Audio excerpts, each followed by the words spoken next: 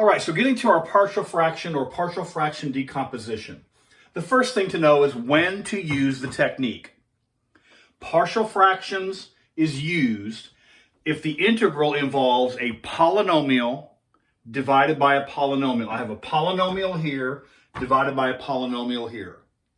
Polynomial divided by polynomial. Typically, this is not the first pitch you want to make if there's a transcendental function, if there's a sine or there's an exponential or a logarithm involved. Typically, partial fractions is not going to be your lead card there. And so if you have a polynomial divided by a polynomial, now the requirement is that the degree of the numerator must be the smaller. Remember, the degree is the largest exponent that appears. This is degree 1, this is degree 2. This is a candidate for partial fraction decomposition. If the degrees are equal, if this had been x to the second, we sort of know how to handle that. You do this long division. If the degree of the numerator is larger, do the long division. And when you do that long division, you will create some other pieces, but then what you will inherit from that is a structure of this type, polynomial divided by polynomial, where the degree of the numerator is smaller. All right, so that's when to use partial fractions. Polynomial divided by polynomial, degree of numerator is smaller. Now, there are 4 cases, and we'll go through each of these in kind. It's the same overall procedure, but the details get a little bit dicey as we go up the scale here. All right, so the first case is if we look at the denominator. The key is what is in the denominator. The first key is if the denominator has what's called distinct linear factors. What that means is this. One of the first things you want to do with this partial fraction decomposition is factor the denominator. Factor the denominator using your glorious algebra skills. So this is x plus 7. This factors. We have x minus 2, x plus 1. So this factors. And what we have are linear. Linear is mathematics code for degree 1. Right? In this case, the exponents are both 1. And they are distinct, meaning they're different. So these are different factors where the exponent in each case, in this case, is 1. The degree is 1. So distinct linear factors. That's what we have here. This is a category 1 partial fraction decomposition. All right? Part 2, the next example might be repeated linear factors. Linear factors. So you can have repeated linear factors. That would look something like this. Let us suppose that all of these have been factored. Suppose I had x plus 7, a different problem. Suppose we had x minus 2 and x plus 1, x plus 1. That is a repeated linear factor. That's category 2. Now, when this happens, we would rewrite this, and you'll see why here in just a bit.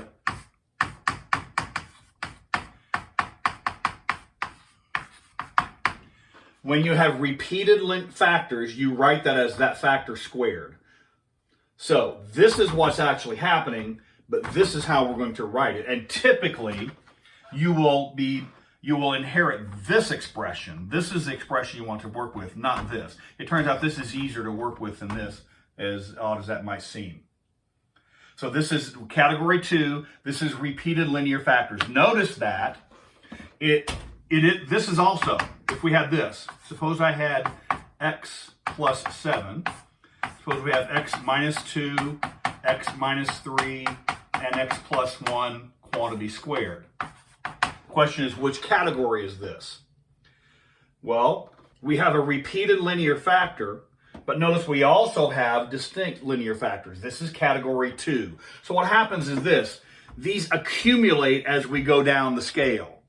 So when we get to category 3 has something special, but it might also include some category 1. It might also include some category 2. So this accumulates as we go. This is cumulative. All right. So repeated linear factors, distinct linear factors. Distinct linear factors is here. All right. Category 3 might look the category 3 is this. We have distinct. And the word is irreducible. Irreducible. Distinct, irreducible, quadratic factors. Distinct, irreducible, quadratic factors. Now, what the heck does that mean? Well, distinct means different.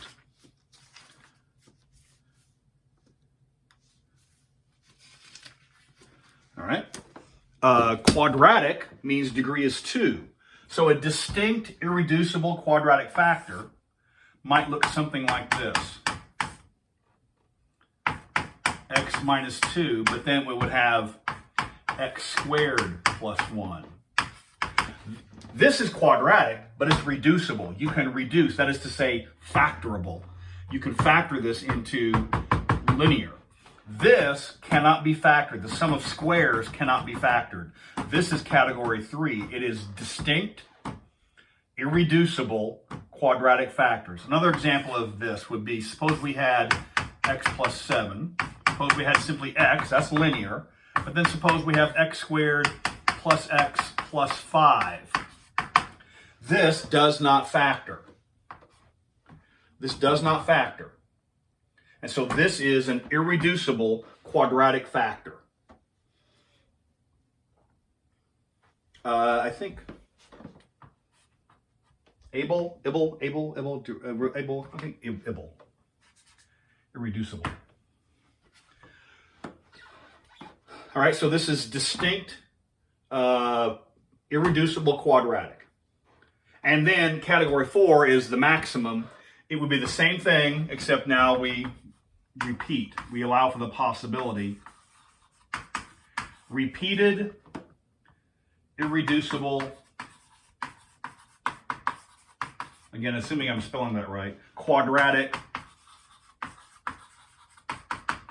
factors. Repeated. Repeated would be this. Suppose this were squared. Or suppose this were, it could be not just squared, it could be third power. There would be 3 of them repeated. Or this could be to the second power. So if you have quadratic that doesn't factor, that's squared or third power or fourth power, that would be category 4. Now, we don't need to worry about degree 3 because it turns out, and this is not obvious, but there's something called the fundamental theorem of calculus ensures that we don't need to concern ourselves with degree 3 or higher. All we need to worry about are linear and quadratic, whether they're distinct or repeated, and those are the 4 categories. And what we'll do is we'll go through each one of these in turn and do several examples of those and see if we can figure out how to work these partial fraction integrals.